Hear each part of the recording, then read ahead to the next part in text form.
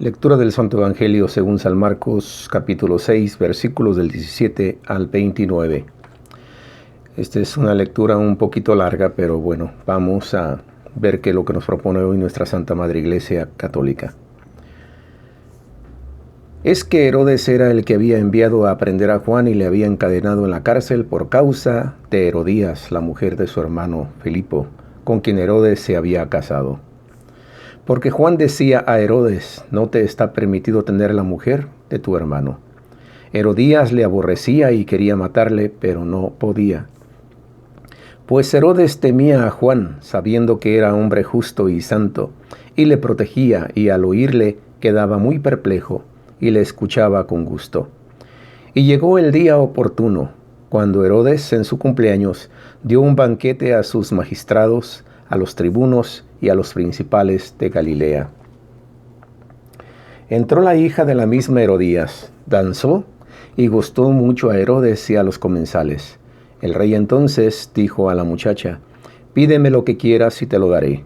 Y le juró: te daré lo que me pidas, hasta la mitad de mi reino. Salió la muchacha y preguntó a su madre: ¿qué voy a pedir?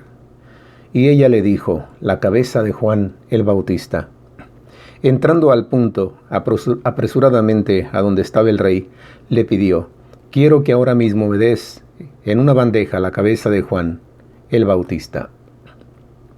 El rey se llenó de tristeza, pero no quiso desairarla a causa del juramento y de los comensales. Y al instante mandó el rey a uno de su guardia, con orden de traerle la cabeza de Juan. Se fue y le decapitó en la cárcel. Y trajo su cabeza en una bandeja y se la dio a la muchacha, y la muchacha se la dio a su madre. Al enterarse sus discípulos, vinieron a recoger el cadáver y le dieron sepultura. Palabra de Dios. Gloria a ti, Señor Jesús. Bueno, ya sabemos lo que ha pasado por medio de esta lectura. ¿Y qué podemos comentar, qué podemos decir acerca de esta palabra?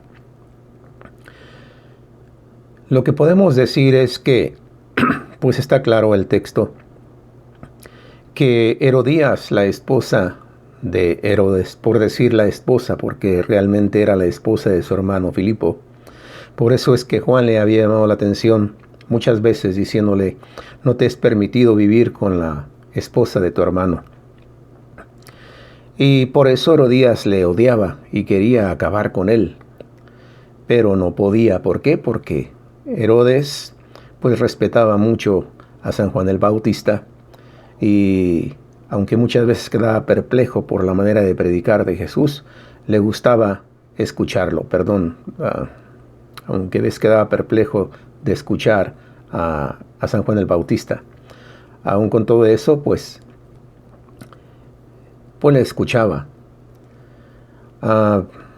¿Qué fue lo que hizo que el vaso se derramara? Precisamente, tanto llamarle la atención a Herodes: no te es lícito vivir con la esposa de tu hermano. Por eso fue que este hombre fue a la cárcel, San Juan el Bautista. Y no se atrevía a hacer más nada a Herodes porque temía un levantamiento, ya que tenía muchos seguidores San Juan el Bautista, pero lo tenía solamente resguardado ahí en la cárcel. Todavía no sabía qué hacer con él. Pero como siempre, la maldad, en este caso en la esposa de Herodías, que buscaba la forma de acabar con él, pero no había llegado el momento oportuno. Y ese momento oportuno llegó el día que ni ella misma pensó.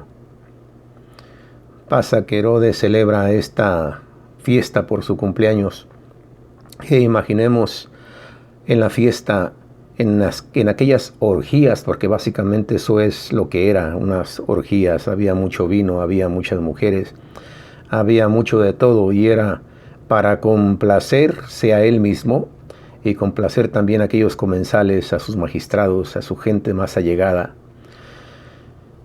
Y ya con los humos del alcohol, del vino, pues muchas veces la gente habla de más, y en este caso el mismo Herodes no midió sus palabras pues le dijo: te daré lo que me pidas, y aunque me pidas la mitad de mi reino, te lo doy. La muchacha quedó impresionada, no supo ni siquiera qué pedir, y tuvo que ir a preguntarle a su mamá. Y la mamá miró aquí la oportunidad que tanto deseaba, y obviamente pidió la cabeza de San Juan el Bautista. Y la hija fue a pedir a Herodes al momento la cabeza de San Juan el Bautista. Al escuchar esto que pidió esta muchacha, Herodes, dice la palabra de Dios, que se entristeció. Jamás pensó que la muchacha podía pedir algo así. Pero más tarde se da cuenta de que no es en sí la muchacha, pues cuando le entregan a ella en una bandeja la cabeza de San Juan el Bautista, dice aquí la palabra de Dios, ella la recibe y luego ella se la da a la mamá.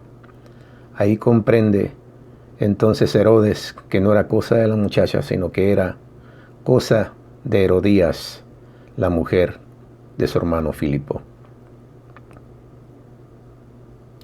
¿Hasta dónde llega la maldad?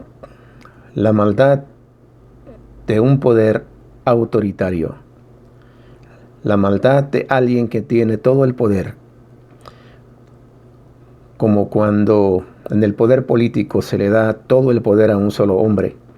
Tarde que temprano, ese poder lo enloquece, ese poder lo vuelve loco, como dice inclusive ahora el presidente de México, López Obrador.